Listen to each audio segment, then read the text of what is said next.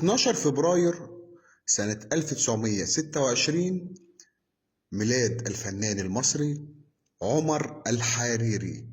مين هيقدر ينسى الفنان حمادة في فيلم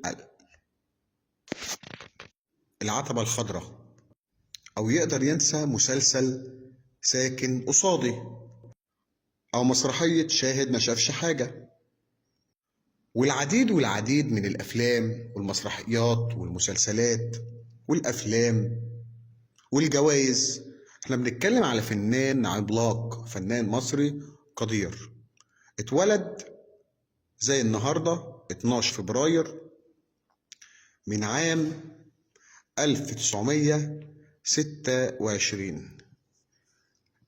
يا ترى في حد لسه فاكر الفنان عمر الحريري ولا نسيتوه؟ لو لسه فاكره ادعيله.